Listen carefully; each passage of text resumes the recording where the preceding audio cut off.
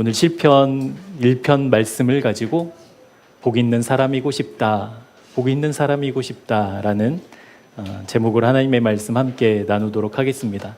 오늘 설교의 목적입니다. 오늘 설교의 목적은요, 무엇이 복인가, 무엇이 진짜 복인가 라는 것을 바르게 알게 하는 데 설교의 목적이 있습니다. 여러분, 복은 좋은 거잖아요. 다 복 받고 싶어 하시잖아요. 아닌 척해도 우리 복 없이는 못 살잖아요. 근데 그 복이 뭐냐고요? 이 복에 대한 개념이 오해되면 아무리 하나님을 열심히 불러도, 아무리 열심히 예배에 참석해도 그건 복이 아니에요. 그래서 오늘 설교의 목적은요, 진짜 복이 무엇인가, 그것을 바르게 알게 하는 데 설교 목적이 있습니다. 그러면 복이 무엇인가를 알았기 때문에 우리 마음에 일어나는 작용들이 하나 있습니다. 그 복 갖고 싶다. 그 복 얻고 싶다.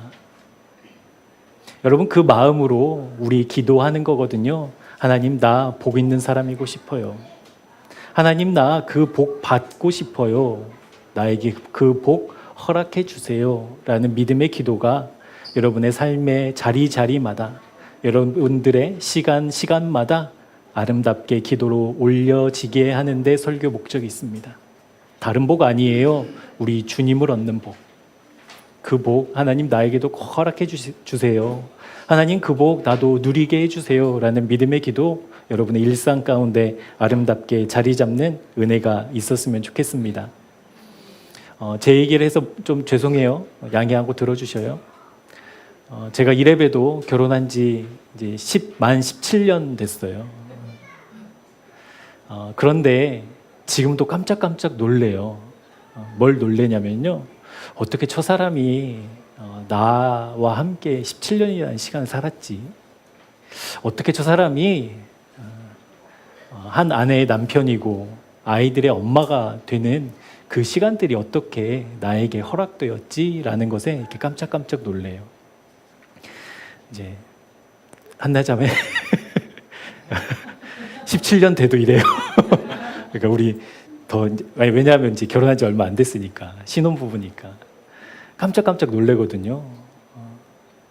한번 생각해 봤어요. 왜 제 아내가 저를 남편으로 이렇게 허락해주고 그렇게 살아왔는가. 정말 알 수 없는 하나님의 은혜 외에는 이렇게 설명할 수 없죠. 정말 하나님이 나에게 허락하신 소중한 선물이라는 것으로 밖에는 설명할 수가 없죠. 제가 신대원 1학년 때 결혼했거든요. 그러니까 이 돈이 있었겠어요. 결혼을 준비했겠어요. 아무것도 없었죠. 아무것도 없고, 특별히 아무것도 없으면 사람이라도 좋아야 되는데, 그렇게 좋은 사람도 아니고, 능력이 있냐, 아니면 무슨 형편이 좋냐, 매력이 있냐, 아무것도 없었거든요. 그런데도 불구하고 제 아내가 저를 이렇게 남편으로 허락해줘서 이제 그렇게 살게 됐는데, 있는 거라고는 따뜻한 손 하나밖에 없었거든요. 아내 그 이상형이 손이 따뜻한 남자였다고 그러더라고요. 따뜻한 손 하나만 이제 가지고 이제 결혼을 했는데, 그 모든 과정들을 이렇게 다시 생각해 보면 이렇게 납득이 잘 안 돼요. 지금도 여전히 어떻게 이 사람을 만나 가정을 꾸려 우리 아이들에게 엄마 아빠로 이렇게 살아가고 있는가. 제가 무슨 지금 복을 이야기하고 있어요? 무슨 복? 아내 복. 내 복 말고 아내 복. 아내 복. 제가 지금 아내 복을 이야기하고 있잖아요. 저 틀림없이 누가 뭐라고 해도 누구에게나 자신 있게 말할 수 있거든요. 저 아내 복 받았다고. 아내 복 받았다고. 그런데 한번 생각해 볼게요. 제 아내가 이제 17년쯤 살았으니까 이제 당신은 당신의 삶, 나는 나의 삶 살자고. 이제 서로 좀 신경 좀 그만 쓰고 나도 나 하고 싶은 것 좀 하겠다고 이제 그렇게 선언하면 여전히 아내 복이에요? 제 아내가 사모잖아요. 목사 아내로서. 사모 그거 끔찍하다고 이제 아주 부담스러워서 이제 하기 싫다고 이제 그만두겠다라고 하면 여전히 제가 아내 복 받은 사람이에요? 어떻게 생각하셔요? 여전히 복이에요, 그게? 아니죠. 근심 덩어리죠, 근심 덩어리. 문제 덩어리고. 이것이 복에 대한 우리들의 오해입니다. 복에 대한 가치가 잘못되어 있기 때문에 그렇습니다. 여러분, 복하면 여러분 머리를 싹 스쳐나가는 이미지들이 있을 거예요. 가치들이 있을 거예요. 이게 복이지, 이걸 복이라고 할 수 있지라는 것들이 있을 거예요. 그런데 실상 그 복은 진짜 복이 아닙니다. 여러분 마음을, 여러분 생각을 스쳐나가는 나 복 받았어 할 때 그 복은 실제 복이 아니라는 거예요. 그것을 오늘 말씀을 통해서 선명하게 좀 살펴보려고 합니다. 왜냐하면 여러분, 진짜 복은요, 변해요, 안 변해요? 안 변해요. 진짜 복은 상황의 영향을 받아요, 안 받아요? 안 받아요. 진짜 복은요, 언제나 그대로이기 때문에 그렇습니다. 돈이 많은 게 복이에요? 아니요. 돈 없어지면 바로 저주예요. 우리 자녀들 잘 되는 게 복이에요? 아니요. 그 기대 내 아이에게 못 맞춰주면 자녀는 복덩어리가 아니라 왼수 덩어리예요. 우리가 생각하는 복은 다 그렇거든요. 환경에 따라 바뀌고, 시간에 따라 바뀌고, 내 마음의 상태에 따라 바뀌는, 그건 복 아니에요. 진짜 복은 언제 어디서나, 시간이 지나도, 나에게 무슨 상황이 벌어져도 여전히 복인 게 진짜 복입니다. 오늘 그 복을 말씀드리려고 해요. 사랑하는 교회에, 사랑하는 주님의 사람들에게 그 복이 무엇인지가 반듯하게, 그리고 선명하게 깨달아져. 하나님, 나 그 복 받고 싶어요. 하나님, 나 그 복 누리고 싶어요. 라는 기도가 아름답게 시작되었으면 좋겠습니다. 이게 의학 용어인지는 모르겠어요. 플라시보 효과라는 게 있어요. 플라시보 효과. 우리말로 하면 뭐 위약 효과, 뭐 이렇게 이야기할 수 있겠죠. 어떤 고통이 있고 아픔이 있는 사람에게 뭐 진통제를 주거나 뭐 이렇게 치료제를 줄 때 이제 속이는 거죠. 이게 진통제입니다라고 하고, 실제로는 진통제와 아무 관계없는 모양만 약인 그것을 이제 먹으면, 실제 그것을 믿고 먹은 사람에게 어떤 일이 벌어지냐면 진통제를 먹은 효과가 나타난다는 거예요. 소화가 잘 안 돼. 그런데 엄마가 이거 소화제야 라고 하고 매실을 주면 소화가 잘 되잖아요. 그러니까 약이 아닌데도 불구하고 실제 내가 약이라고 믿고 먹으면 그 약 효과가 나는 효과가 이제 플라시보 효과라고 이야기합니다. 플라시보 효과가 이제 막 좀 이렇게 뭐라고 할까요? 막 건조하게 접근하면 이것도 거짓말이잖아요, 여러분. 그러니까 거짓말인데 이 플라시보 효과가 우리 몸에는 꽤 그래도 유익하죠. 예를 들어서 내가 진통제를 막 달고 사는 사람에게 이 플라시보 효과가 있어서, 위약 효과가 있어서 실제 진통제는 아니지만 나에게 먹으면 이렇게 내 심리적으로 진통이 사라지는 역할들을 하면 실제 내 몸으로도 진짜 약 효과가 있는 것을 먹는 것보다는 그게 더 유익하지요. 건강하지요. 그런데 이 위약 효과, 플라시보 효과가 있다고 해서 언제나 고통이 있는 곳에 이 플라시보를 쓰면 될까요? 안 될까요? 안 돼요. 어디에 쓰면 안 돼요? 그러니까 실제 효과가 있다고 해도 이 플라시보 효과가 있는데 쓰면 안 되는 곳이 있어요. 어디에 쓰면 안 되냐면 내 목숨이랑 생명이랑 연결된 곳에는 쓰면 안 돼요. 내 몸에 막 암덩어리가 막 자라고 있어요. 고통스러워요. 그런데 이 플라시보 위약을 먹어서 이 고통이 잠재워졌어요. 그렇다고 계속 먹으면 돼요? 안 돼요? 그때는 뭐 해야 돼요? 배를 째고 도려내서 살려야 되는 거죠. 여러분, 복이 마치 우리에게 이 플라시보 효과 같은 거예요. 특히 믿음의 사람들에게. 난 문제 없으니까 괜찮아. 내 삶에 크게 위기나 어려움 없어. 괜찮아. 그런데 그게 진짜 복이 아니라고 한다면, 마치 내 몸속에서 내 생명을 갉아먹는 암덩어리가 매일매일 자라나고 있는데 나 고통 없어, 괜찮아, 나 건강해 라고 한다면 여러분, 그것은 결국 죽음으로밖에 귀결되지 않겠습니까? 믿음의 사람들에게 진짜 복이 무엇인지를 바르게 아는 것이 마치 이렇다라는 거예요. 내 삶이 괜찮아, 문제 없어, 기도할 때마다 하나님이 응답해 주셔, 기도할 때마다 내 문제가 해결됐어, 그래서 나 잘 믿고 있어. 그런데 실제로는 진짜 복이 나에게 없다라고 한다면 아무 소용이 없다라는 겁니다. 그 의미가 반듯하게 깨달아졌으면 좋겠습니다.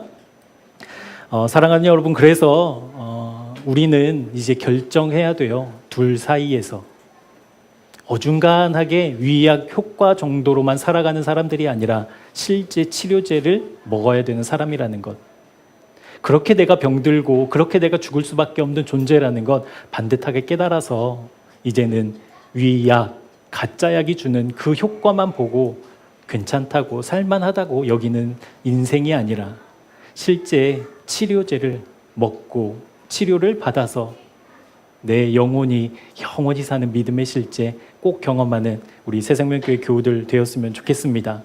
그러니까 결정해야 돼요. 이제 내가 무엇을 먹을 것인가, 무엇을 누릴 것인가, 무엇을 소유할 것인가. 이 둘 사이에는 여러분 중간 지대가 없어요. 진짜 복 아니면 가짜 복. 이 둘 중에 하나만 선택할 수 있어요. 내가 정말 필요할 때 진짜 복을 불렀다가 이제 문제가 해결되고 좀 살만해서 이제 가짜 복 정도 누리고 살면 되지. 아니요. 믿음의 영역에는 그런 건 없습니다. 둘 중에 하나만 선택할 수 있어요. 그러니까 성경은 이분법적이거든요. 하나님 아니면 세상이에요. 그 둘 사이에서 때로는 하나님이 필요하고 때로는 세상이 필요하고 왔다 갔다 균형을 잘 잡는 것, 그것을 성경은 믿음이라고 이야기하고 있지 않아요. 선택한 것이 믿음이다, 결정한 것이 믿음이다라고 이야기하고 있어요. 그래서 우리가 여호수아 말씀 통해서도 봤잖아요. 형통, 네가 형통해야 돼. 나라를 잘 다스리고 백성을 잘 다스려서 가나안 땅 정복하는 거야. 그게 형통이 아니라 언제나 주야로 주님의 말씀을 묵상함으로 좌로나 우로나 치우치지 않는 것, 내가 결정한 그곳에 머무르는 것, 그것이 믿음이다라고 우리 함께 보았잖아요. 사랑하는 여러분에게 그 믿음의 결단이 오늘 예배를 통해서 부어졌으면 좋겠습니다. 진짜 복인가, 가짜 복인가, 그럴듯한 복인가, 아니면 내가 죽어야 하는 복인가. 우리 마태복음 6장 24절 말씀 함께 같이 읽어보도록 하겠습니다. 시작.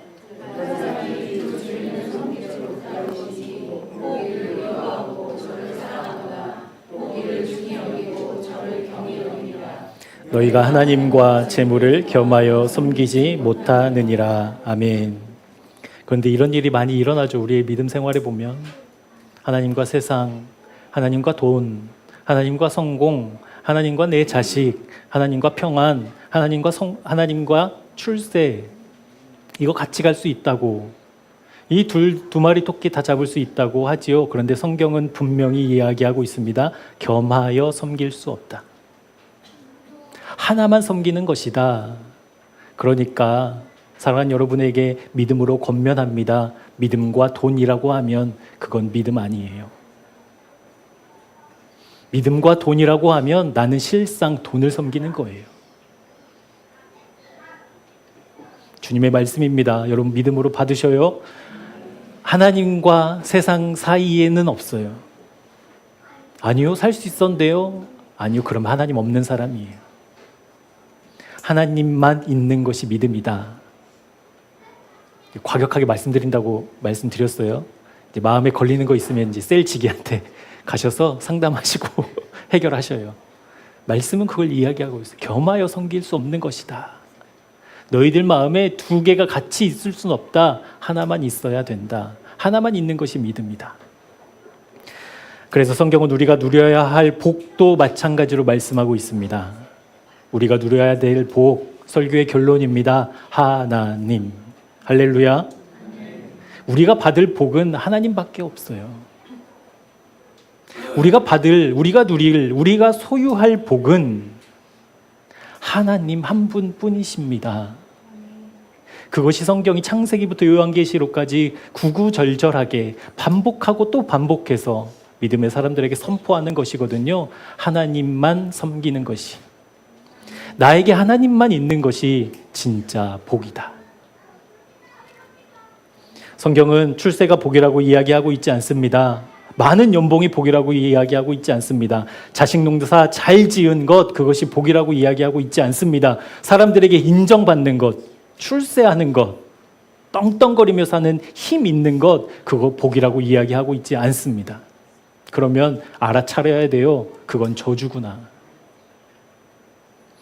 둘 사이에서 하나만 선택할 수 있는 일이니까 복과 저주밖에 없을 터인데, 성경은 우리가 복이라고 생각했던 그 많은 것들을 다 복이라고 이야기하고 있지 않으니, 실제 그것을 가지고 있으면, 실제 그것을 섬기면, 실제 그것을 소유하려고 애쓰면 나는 저주받은 사람이구나 라는 것. 우리 하나님의 말씀 믿음으로 반듯하게 받으셔요. 알아요. 여러분 표정을 보니까 왜 또 부담스럽게 이 좋은 날. 근데 우리 그 복 따라가자고요. 정말 복 같은 거 말고, 내 병을 치료할 수 없는 위약 같은 거 말고 진짜 나를 살리는 그 복. 그렇다면 복 있는 사람은 누구를 이야기할까요? 하나님을 얻은 사람. 아멘. 하나님을 얻은 사람, 하나님을 아는 사람, 하나님을 경험한 사람, 주님 안에 거하는 사람이 복 있는 사람입니다. 그렇다고 한다면 이 하나님을 얻은 복이 있는 사람의 두 가지를 오늘 시편은 말씀하고 있어요. 1절과 2절을 통해서. 하나님을 얻어 실제 복을 누리는 사람과 그렇지 않은 사람, 어떤 사람인지 우리 1절과 2절 말씀 함께 보도록 하겠습니다. 여러분 성경책에 표시할 수 있는 분들은 한번 표시하면 좋겠어요. 1절에 나오는 꽤, 길, 자리. 꽤, 길, 자리. 그러니까 실제 하나님을 얻어 복을 누리고 있는 사람은 죄인의, 악인의 꾀를 따르지 않고, 죄인의 길을 걷지 않고, 오만한 자의 자리에 앉지 않는다. 꽤, 길, 자리가 있다. 이것은 하지 말아야 할 각각의 행위를 말씀하고 있는 것이 아니에요. 그러니까 죄인의 꾀를 따르고, 악인의 꾀를 따르고, 죄인의 길을 따르고, 오만한 자리에 앉는. 그러니까 각각의 하지 말아야 할 것을 이야기하고 있는 것이 아니라, 실제 복이 있는 사람은 죄와 함께 할 수 없다라는 것을 말씀하고 있다라는 겁니다. 다시 말해, 복이 있는 사람은요, 어떤 사람이냐, 어떤 사람이라고 말할 수 있냐면 죄가 머무르지 못하도록 하는 사람이 복이 있다라는 말이에요. 이 꽤, 길, 자리가 실제로 우리의 영혼에, 실제 우리의 일상에, 우리의 마음에 죄가 자리 잡는 과정이거든요. 죄가 자리 잡는 과정이에요. 근데 그것을 거부한다라는 거예요. 그것이 복 있는 사람의 삶이라는 거예요. 먼저 한번 살펴볼게요. 먼저 악인의 꾀입니다. 꾀. 꾀는 원어적인 단어의 의미로 조언하다라는 의미가 있어요. 그러니까 악인이 뭘 하는 거예요? 조언하는 거예요. 그러니까 조언하는 사람은 악인이라는 거예요. 그렇게 해석해도 무방하겠죠. 조언을 한다라는 것은 어떠한 상황에 대한 판단이 있는 사람이에요. 여러분 조언을 할 때 아무나 조언 받지 않잖아요. 우리 아이들 문제가 있으면 세상 엄마들은 누구에게 가요? 누구에게 가요? 오은영 박사님. 10분에 9만 원인가 그렇다면서요. 상담하는데. 우리 자식이 큰 문제가 생겼어. 그러면 거기 달려가요. 맞죠? 왜냐하면 오은영 박사님이 아이들의 모든 문제에 대한 통찰력, 판단, 그리고 해석을 갖고 있기 때문이에요. 맞죠? 여러분 문제 있으면 저한테 안 오잖아요. 여러분 자식 문제 있으면 저한테 안 와요. 저는 그런 능력이 없어요. 그러니까 우리가 어떤 조언을 받는다라고 했을 때에는 어떤 문제, 상황에 대한 판단력이 있는, 그 문제를 냉철하게 분석할 수 있는 그 실력을 가진 사람을 우린 찾아가요.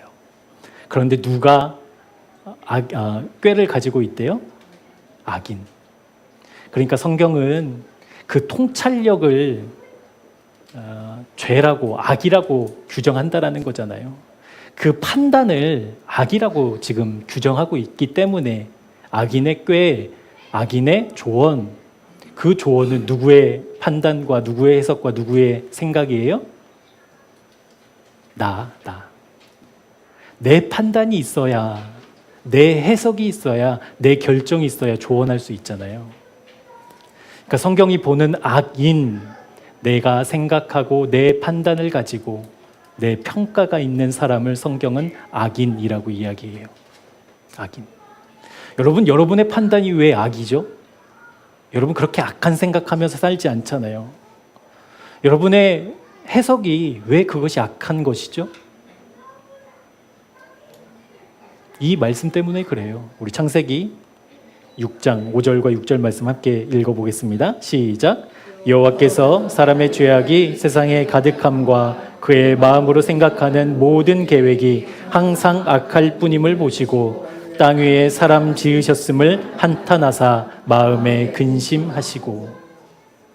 우리의 생각이 아무리 그럴듯해도, 아무리 좋은 것, 아무리 착한 것을 추구해도 하나님이 보실 때 그것은 악이에요. 그러니까 하나님이 악인, 죄인이라고 평가하는 사람은 내 판단으로 사는 사람이 악인이에요. 그것을 따르지 않는데요. 악인의 꾀. 그것을 따르지 않겠대요. 악인의 판단. 내 생각과 내 느낌과 내 결정을 따르지 않는 삶. 진짜 복 있는 사람이라는 사실입니다. 그런데 여러분, 이것만 있어서 그러니까 내 생각이, 내 판단이 역사적으로 어떤 일들을 일으켰어요? 선악과도 내 생각이죠.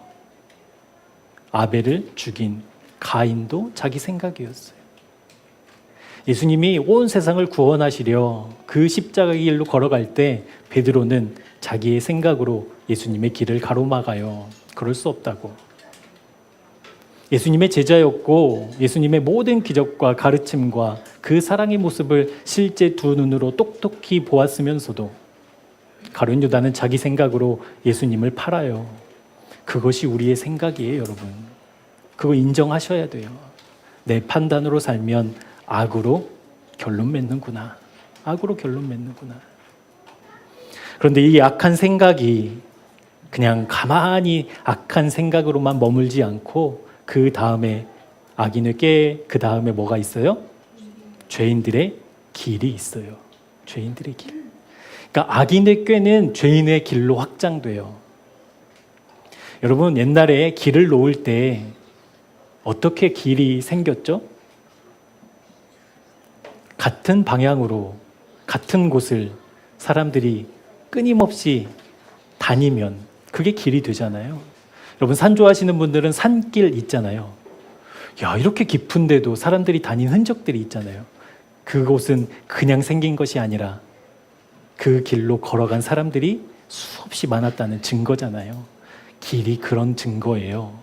악인에게 내 판단으로 반복적으로 가는 그 길이 죄인의 길이에요. 죄인이라는 히브리어 단어는 하타라는 건데요. 이 하타라는 단어는 벗어나다, 비껴나다라는 의미가 있어요. 그러니까 재밌죠. 참 말씀이. 그 죄인의 길, 이 길은 어디에서부터 비껴난 거예요? 하나님의 길로부터 비껴났어요. 그냥 한두 번 비껴난 게 아니라 반복적으로 그 길을 또 가고 또 간 사람들의 흔적이 죄다라고 성경은 이야기하고 있다는 거예요. 자기의 판단으로 벗어난 길을 반복해 그 길을 만들어낸 사람, 그 사람이 죄인이에요. 여러분, 하나님 앞에서 우리 죄 짓잖아요. 우리 좀 심각하게 좀 생각해 보자고요. 한두 번 죄가 아니에요, 그게. 반복하고 또 반복해서 나에게 때로는 습관으로, 때로는 체질로 자리 잡은 것이 뭐라고요? 죄. 한두 번을 이야기하는 게 아니에요. 길이 될 정도로 그 길로 또 가고 또 가는 거예요. 우리 로마서 12장 2절 말씀입니다. 같이 한번 합독하도록 하시죠. 시작. 너희는 이 세대를 본받지 말고 오직 마음을 새롭게 함으로 변화를 받아 하나님의 선하시고 기뻐하시고 온전하신 뜻이 무엇인지 분별하도록 하라. 아멘. 이 세대가 닦아놓은 그 길이 넓어 보이고 반듯해 보이고 좋아 보인다고 덜컥 따라가면 큰일 나요, 여러분. 큰일 나요. 이 죄인의 길, 이것만 또 머무는 게 아니라 그 다음이 뭐였죠? 오만한 자의 자리. 자기의 판단으로 끊임없이 비껴난 길로 가서 길을 만들었어요. 그러면 그 길을 걷는 사람들이 생길 거 아니겠어요? 길이 있으니까. 그러면 오만한 자의 자리는 어떤 의미가 있냐면 그 길을 걷는 사람들과 함께 힘을 모아 세력을 모아 자기의 성을 쌓는 게 오만한 자의 자리예요. 오만한 자의 자리에 특징이 있어요. 오만한 자의 자리는 어디서부터 시작한 거예요? 악한 것으로부터 시작한 거잖아요. 죄로부터 시작된 거잖아요. 그래서 악한 생각으로 길을 만들어서 그 길을 걷는 동참하는 모든 사람들을 함께 모아서 우리 여기서 같이 살자고, 우리 이 가치대로 살자고 성을 굳건하게 쌓아서 하는 일이 있어요. 그게 뭐냐면 비웃는 거예요. 그 길을 걷지 않는 사람들을. 그래서 여러분, 세상에서 그런 소리 많이 듣잖아요. 예수가 밥 먹여주냐? 자기만의 성이 있는 사람이거든요. 오만한 자리가 있는 사람이거든요. 예수 믿으면 뭐가 나아지냐? 목사님이랑 상담하기로 했어요. 목사가 상담해주면 뭐 떡이 나오냐? 조롱하는 사람들의 특징이 오만한 자리에 있는 사람들의 특징이에요. 우리 말씀을 한번 찾아볼게요. 제가 말씀 찾다가 말씀이 너무 재밌는 거예요. 제가 말씀을 보고 이 주제를 꺼낸 것이 아니라, 이 오만한 자들은 그러면 자기들의 세력이 있으니까 비웃을 거 아니에요. 우리는 이만한 성이 있는데 저기에 자그마한 성이 있으면 그거밖에 안 되냐 비웃을 수 있잖아요. 말씀을 막 찾아보다가 이 말씀이 딱 있는 거예요. 말씀 참 놀랍습니다. 우리 말씀 한번 같이 읽어볼게요. 예레미야 20장 7절과 8절 말씀입니다. 시작.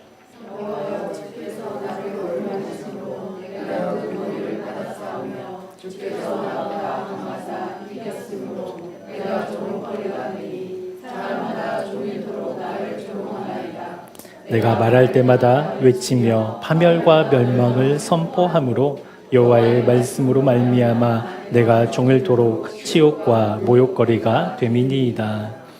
예레미야는 이스라엘이 바벨론으로 포로로 끌려갈 것을 예언한 사람이잖아요.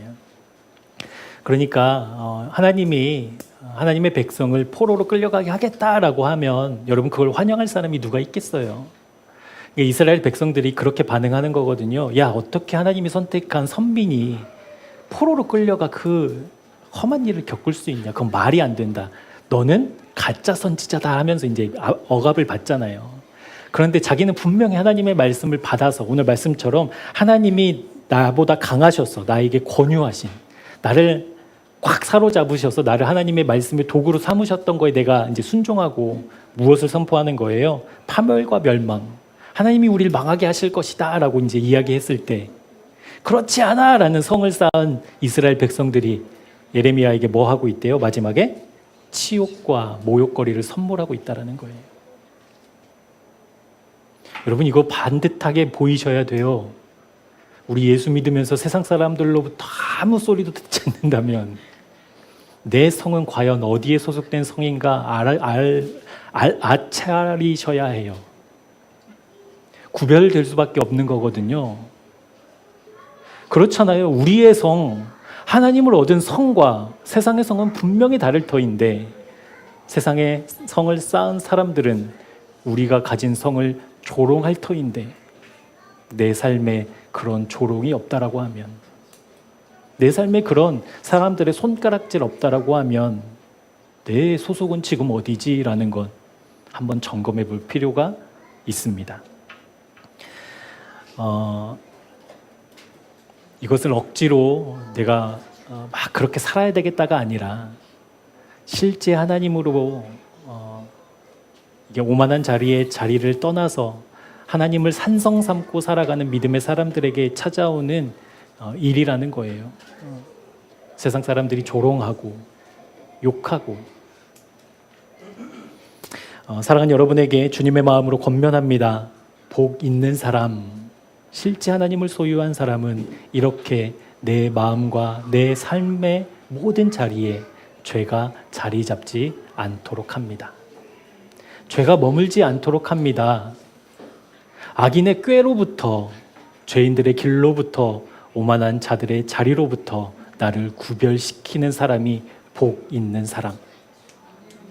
실제 그 복이 있기 때문에 악인들의 꾀도 따르고 싶지 않고 반듯하게 놓인 넓은 죄인들의 길도 따르지 않고 크고 멋지고 견고하게 세워진 악인들의 오만한 자리를 탐하지 않는 그 믿음의 삶을 지금 이야기하고 있는 거거든요.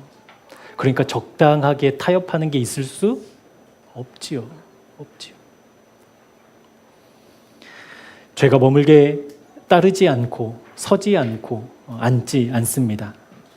그렇다면 복 있는 사람은 어떻게 사는가? 우리 2절 말씀 함께 읽어보도록 하겠습니다. 오직 여호와의 율법을 즐거워하며 그의 율법을 주야로 묵상하는도다. 아멘. 여러분 순서 이거 되게 중요해요. 주님을 즐거워하는 것. 그 사람이 무엇을 한대요? 하나님의 말씀을 묵상한대요. 그러니까 다짜고짜 말씀 묵상하려고 하면 아주 힘들어요. 내가 먼저 주님을 기뻐하는 거예요. 그런데 이게 믿음의 큰 두 축인데 하나님의 말씀 묵상하는 것은 잘 알겠는데 여러분 여호와를 즐거워하는 것은 무슨 의미예요? 어떤 의미예요? 여러분 어떻게 설명할 수 있으셔요? 주님을 즐거워한다. 사랑한다. 우리 주님을 사랑하는 게 무엇이죠? 주님을 즐거워하는 것이 어떤 의미가 있는가? 우리 지난주 수요일 날 갈라디아서 5장 1절을 가지고 하나님이 우리에게 허락하신 자유, 그 두 가지의 의미에 대해서 함께 공부했습니다. 첫 번째 자유는 우리의 신분의 자유였어요. 우리의 신분. 두 번째 우리에게 허락하신 하나님의 선물 자유는 우리의 명예의 선물이었어요. 명예의 자유. 그래서 좀 같이 한번 설명해 볼게요. 제가 세 딸이 있잖아요.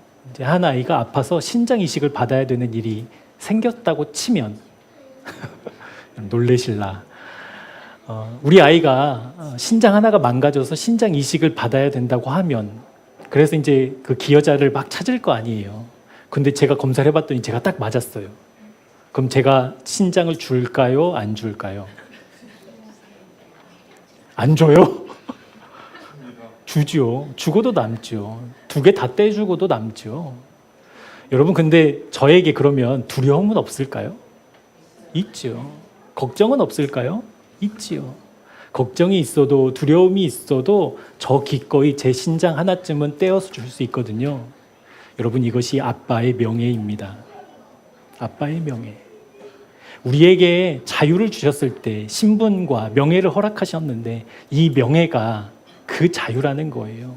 하나님이 나에게 허락하신 내 신분을 바꿔주신 하나님의 그 자녀로서 그 명예를 가지고 기꺼이 주님을 선택하는 삶이 자유의 삶이라는 거예요.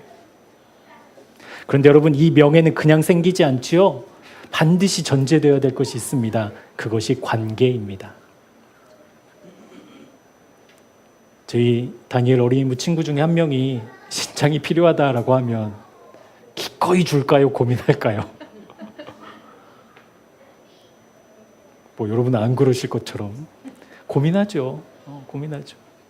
고민 정도인데 여기 청원 네이처빌 아파트에 사는 어떤 아이가 어떤 분이 신장이 필요하다 그러면 그게 나야 그러면 그러니까 관계가 없으면 여러분 명예도 없는 거거든요.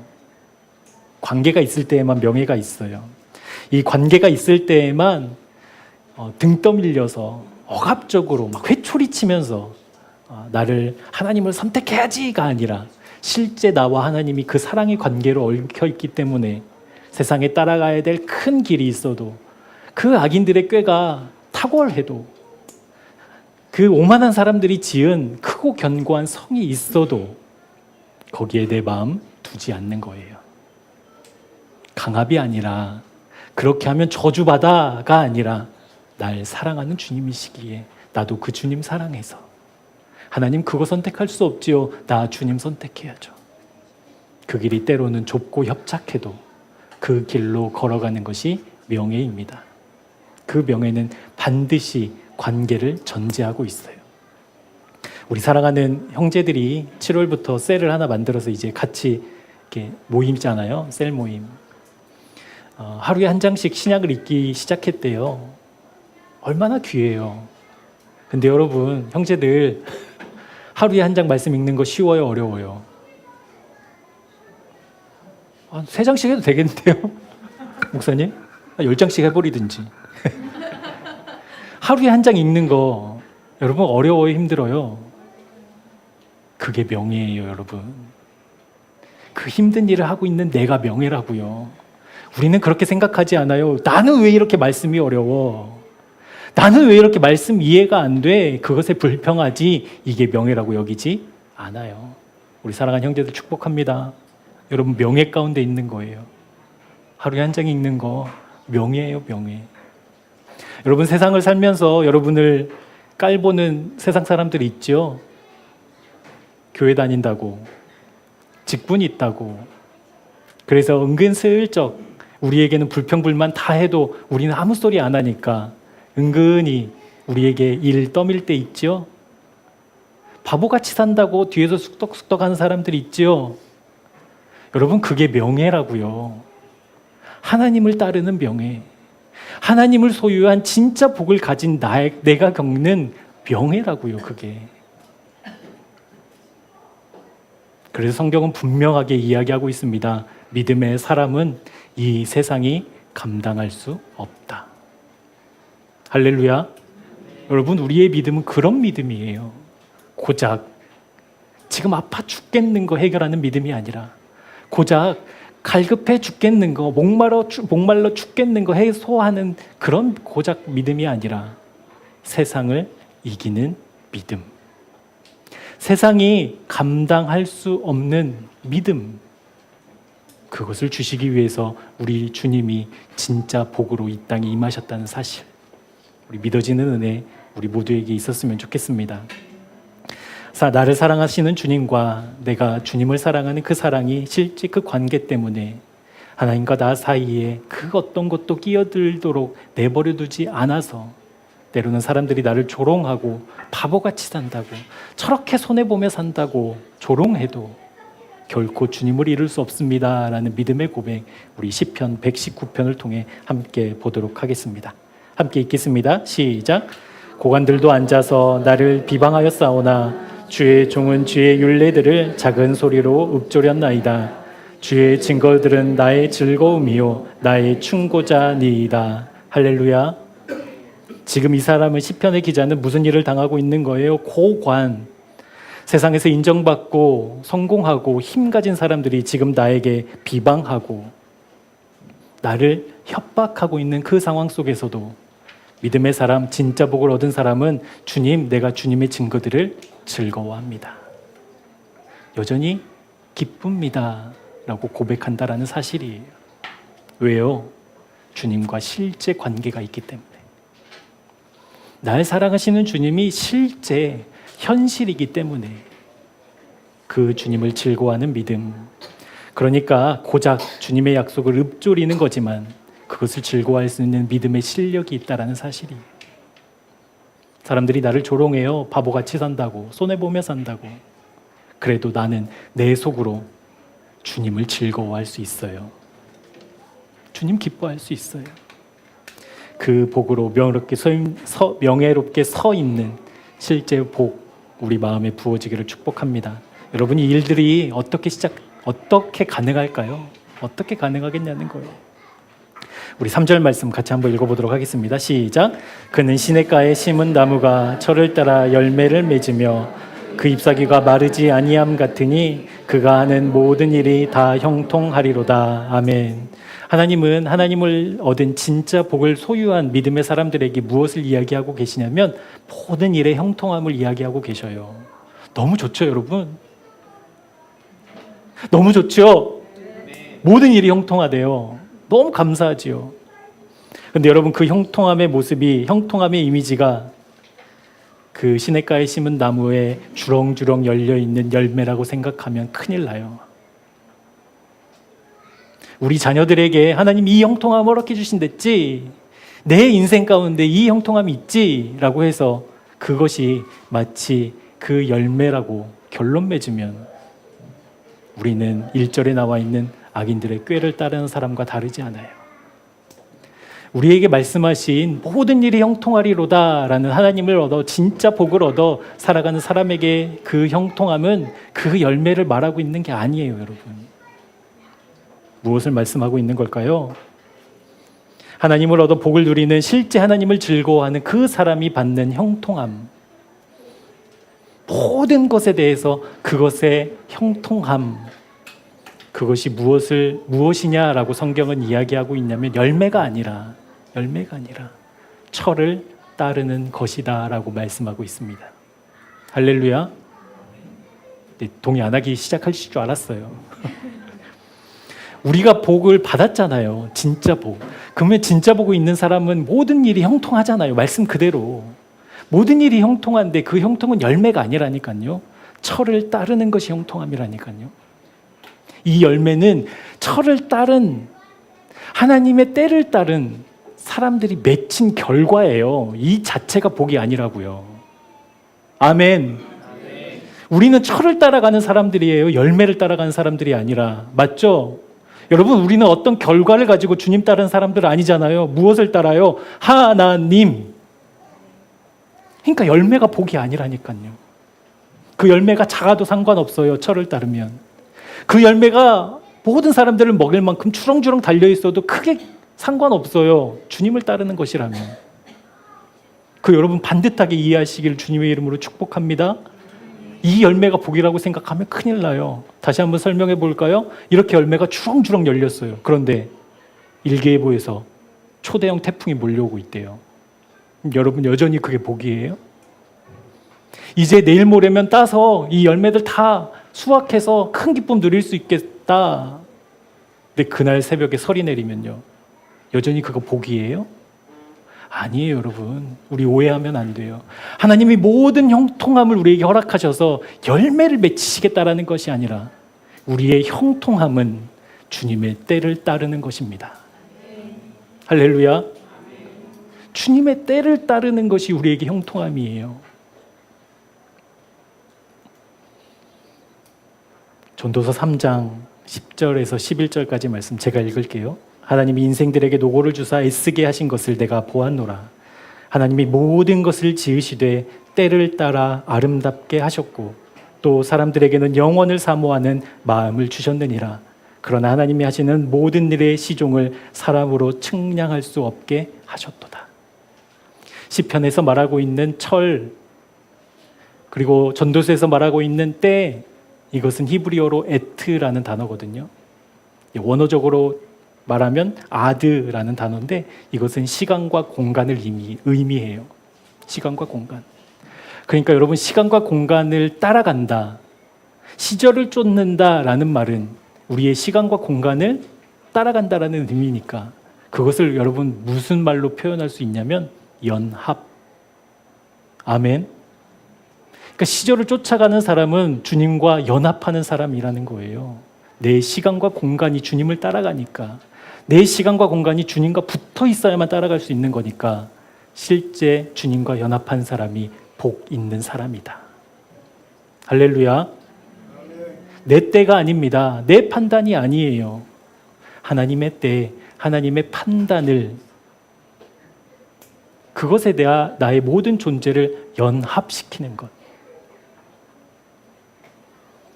그래서 복 있는 사람은 하나님의 때를 생각합니다. 하나님의 말씀을 따라갑니다. 그리고 언제나 주님 안에 거합니다. 그때 비로소 무슨 신뢰가 생기냐면 하나님은 다 계획이 있으시구나라는 거예요. 하나님은 다 뜻을 구간마다 뜻을 갖고 계셨구나라는 신뢰가 생겨요. 여러분, 최근에 여러분 하나님께 대해서 원망해 보신 적 있으셔요? 하나님 도대체 왜 이래요? 도대체 이해할 수 없어요. 하나님 왜 내 기도는 안 들어주세요? 라고 혹시 여러분 기도하고 있다면 이유는 딱 하나예요. 하나님 때가 아니라 내 때가 있기 때문에 그래요. 틀림없어요. 내 때가 있기 때문에 그래요. 내 판단이 있기 때문에. 하나님의 때라는 것이 내가 주님과 연합할 때 비로소 하나님의 때가 있는 거구나, 하나님의 시간표가 있는 거구나 라는 것, 그것이 믿어지면 더 이상 상황에, 환경에 휘둘리지 않는, 우리 시편 1편 하반절에 나오는 바람에 나는 겨와 같지 않은 그런 삶이 우리에게 허락될 줄 믿습니다. 그게 진짜 복이라는 거예요. 상황에 따라. 여러분, 때는 미래형이잖아요. 지금 내가 겪고 있는 게 아니라 때니까, 시절을 쫓아내니까 그 시절은 이제 미래형인데, 미래니까 우리가 기다려야 되잖아요. 그 기다림의 자세, 우리 3절 말씀 다시 한번 볼게요. 이 때를 기다리는 나무, 그러니까 나무로 비유한 우리인데, 하나님이 하나님의 때를 따라 그 때를 따라서 열매를 맺히게 하실 때 우리는 어떻게 기다릴까? 시냇가에 심은 나무가 뭘 빨아들여요? 철을 따라서. 뭘 빨아들여요? 물 빨아들이고. 철을 따라서 뭘 해요? 영양분을 공급받아서. 그리고 하나님의 때에 비로소 열매가 맺히는 거죠. 그러니까 나무가 언제 맺혀야지 하고 열매를 그러니까 영양분을 흡수하는 게 아니라 그것을 흡수하고 광합성을 열심히 해서 모든 조건들이 맞추어지면 그때에 열매가 꽃이 피고 열매가 자라고 익어가는 그 시간들이 나무에게 있는 생각과 판단이 아니라는 거예요. 그러면 그때를 어떻게 기다리느냐? 복 있는 사람은 하나님의 말씀을 생각한다고 했잖아요. 모든 순간 속에서 하나님을 생각하는 거예요. 그때를 기다리며 원망이 아니라 불평이 아니라 도대체 언제냐고 하는 것이 아니라 지금 내가 주님 생각하는 거예요. 죄인들의 길이라고 했잖아요. 그 길은 걷는 거라고 했잖아요. 그 길은 반복적으로만 가야 생긴다고 했잖아요. 오늘 지금 내가 말씀을 따라가는 거예요. 오만한 자들의 자리라고 했잖아요. 자리는 소속이고 자리는 공간이라고 했어요. 내가 어디에 거해요? 주님 안에. 그렇기 때문에 시절을 따른다. 그 시절을 따른다는 의미는 막 견디고 인내하고 막 그런 개념도 있지만 지금 내가 주님을 의식하는 것이 시절을 따르는 겁니다. 아멘. 지금이에요, 지금. 오늘 내가 주님과 동행하는 거예요. 앞으로 잘해야지가 아니라 지금. 그래서 제가 참 좋아하는 단어가 있어요. 오늘, 지금, 여기에서. 오늘, 지금, 여기에서. 문제 있어요, 여전히. 해결해야 될 큰일이 있어요, 여전히. 나를 조롱하고 핍박하는 사람들이 내 앞에서 지금 도끼는 뜨고 있어요, 여전히. 그런데 나는, 복 있는 사람은, 그 시냇가에 심겨진 나무인 나는 지금 내가 빨아먹어야 할 하나님의 말씀을 먹고 내가 지금 열매를 맺힐 준비를 하는, 열심히 광합성하는 그 영양분을 주님으로부터 공급받는 것, 오늘 지금 여기에서 그 주님을 의식하며 사는 겁니다. 할렐루야. 여러분, 말씀을 보면 볼수록, 또 말씀을 묵상하면 묵상할수록 하나님은 우리의 마음에 참 관심이 많다는 것을 이렇게 계속 느껴요. 여러분도 느끼고 계시죠? 우리의 마음 원하시는구나. 내가 막 크고 막 비싸고 하나님께 드려서 내가 기쁨 돼야지 이를 그런 거 원하시는 게 아니라 우리 마음 원하시는구나. 오늘 우리가 진짜 복이 하나님을 얻는 것이다 라고 이제 결론 맺을 텐데, 하나님을 얻은 그 진짜 복을 우리가 이제는 설명할 수 있을 텐데 실제 내 마음이 그것을 원하는지는 조금 다른 문제예요. 그것이 있어요. 알아요. 그렇게 사는 거 그래요. 좋아 보여요. 그런데 그것이 나의 복이 되기를 실제 원하는 것은 조금 다른 문제라고요.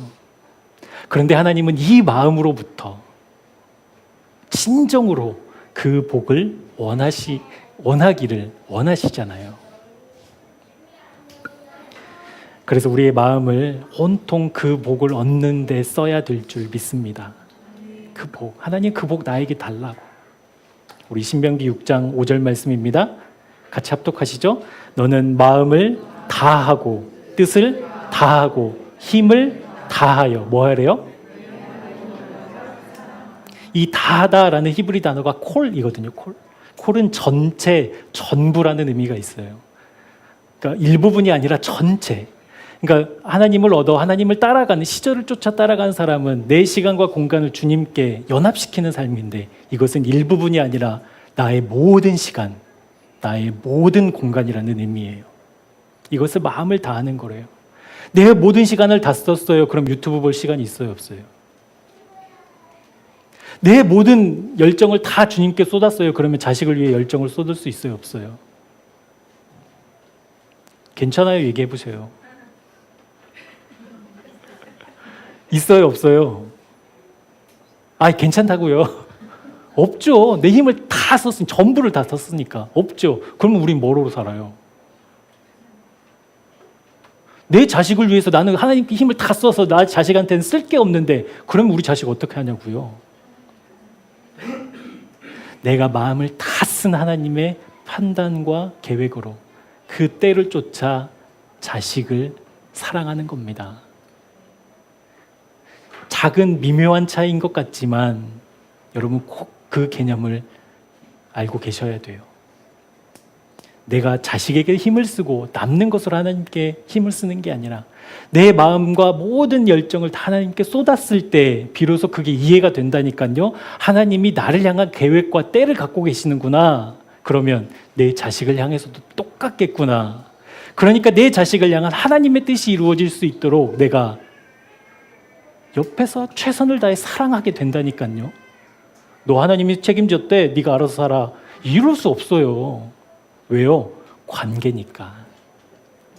그것은 그냥 머리로만 하는 지식으로 덤비면 하나님께 모든 힘을 다 쓰고 모든 열정을 다 썼는데 그러면 이제는 나는 그냥 막 살면 되겠네요가 아니라 실제 그 사실이 관계니까 그 하나님이 나를 비방하는 사람들에게도 내가 살아남아야 되는 이 세상에도 그 하나님의 뜻이 있다는 게 믿어지면 그 하나님을 쫓아가기를 소망한다니까요.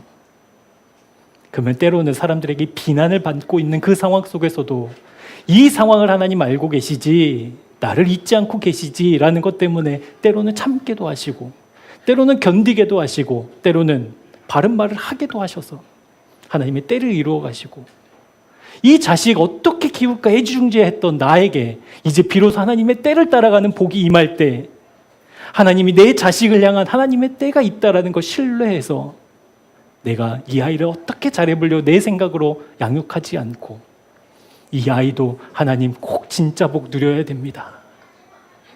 하나님 꼭 그 복 누리며 살아야 합니다. 라는 마음이 있는데 어찌 그냥 내버려 둘 수 있겠습니까? 사랑하는 남편, 사랑하는 아내 똑같아요. 사랑하는 교회 역시도 마찬가지입니다.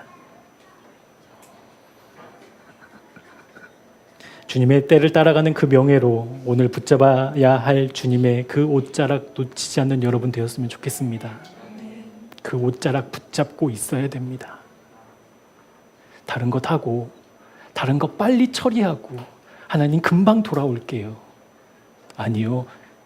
악인의 꾀입니다. 하나님 이것만 좀 처리하고 주님 따라갈게요. 아니요. 죄인의 길입니다. 주님 이것만 해결해 주시면 내가 주님을 위해서 목숨 바치겠습니다. 아니요. 오만한 자들의 자리입니다. 지금 나는 여기에서 주님의 옷자락 붙잡는 거예요. 그것이 진짜 복이에요, 여러분. 아직도 의심하고 아직도 어떻게 사나 오늘 이 말씀으로 오늘 설교를 결론 맺고자 합니다. 이사야 51장 7절과 8절입니다. 하나님 말씀입니다. 우리 같이 합독하도록 하겠습니다. 시작. 의를 아는 자들아, 마음에 내 율법이 있는 백성들아, 너희는 내게 듣고 그들의 비방을 두려워하지 말라. 그들의 비방에 놀라지 말라. 옥같이 좀이 그들을 먹을 것이며 양털같이 좀벌레가 그들을 먹을 것이나 나의 공의는 영원하겠고 나의 구원은 세세에 미치리라. 할렐루야. 할렐루야. 이게 우리의 복입니다. 우리의 복은 좀벌레가 먹는 세상에 있지 않아요. 영원히 변하지 않으시는 그 무엇으로도 하나님의 사랑을 철회시킬 수 없는 하나님께 우리의 복 있습니다. 그래서 사랑하는 교회에 여러분의 일상과 모든 시간 속에 이 기도가 정말 아름답게 울려 퍼졌으면 좋겠어요. 하나님, 나 그 복 받고 싶어요. 하나님, 그 복 나 정말 실제 되기를 원해요. 다른 복 아니라 고작 문제 해결해주고 고작 고통 해결해주는 가짜 약 아니라 진짜 주님 만나고 싶어요. 사랑하는 교회의 아름다운 기도 울려 퍼지기를 예수 그리스도의 이름으로 선포합니다. 기도하겠습니다. 보이지도 만질 수도 들을 수도 없는 하나님이 실제되는 복, 이 자리에 모인 주님의 사람들에게 허락해 주옵소서. 단순히 알므로 끝나지 않고 들음으로 결론 맺지 않고 태초로부터 날 사랑하시고 계획하신 주님의 마음이 실제 믿어지는 복 허락해 주옵소서. 이 세상의 풍파에 흔들리지 않고 겉은 멀쩡하지만 속은 다 썩어져가는 사람들과 같이 괜찮은 척 하지 않고 주님이 실제된 진짜 복을 얻어 상황에 관계없이, 문제에 상관없이, 내 상태에 상관없이 주님을 마주하는 하늘의 기쁨 누리는 우리 모두 되게 하여 주옵소서. 이 일이 현실되게 하시려고 우리 주님이 십자가를 지셨습니다. 날마다 그 십자가 현실되기를 바라고 원하며 기도하는 우리 모두 되게 하여 주옵소서. 날마다 진짜 복을 소원하면 좋겠습니다. 주님께 간구했으면 좋겠습니다. 하나님, 나 주님을 얻는 진짜 복 받고 싶어요 라고 사모하고 원하는 마음을 우리 모두에게, 우리 교회 위에 선명하게 주님 응답해 주옵소서. 예수 그리스도의 이름으로 기도합니다. 아멘. 주옵소서. 보이지도 만질 수도 들을 수도 없는 하나님이 실제이심을 이 땅에 오신 예수님을 통해 확증하셨습니다. 어떻게 나에게 이런 일이 일어날 수 있습니까? 어떻게 내가 주님을 의식할 수 있습니까? 정말 하나님의 은혜입니다. 사랑하는 주님, 태초로부터 우리를 아시고 정하신 주님께서 오늘 우리들에게 말씀하셨습니다. 진짜 복은 따로 있다고. 우리가 원하고 바라는 복들은 사실 복이 아니었다고. 진짜 복은 차원이 다른 하나님을 마주하고 경험하며 그분과 동행하는 것이라고 분명하게 말씀해 주셨습니다. 사랑하는 주님, 복 있는 사람이고 싶습니다. 은혜로 그 복을 소유한 사람이고 싶습니다. 주님, 내 마음에 찾아오셔서 더 이상 세상의 꾀와 길과 자리에 마음 두지 않고 내 마음을 다해 내 마음을 다 써서 주님 안에 거하는 하늘의 기쁨 현실되게 해 주옵소서.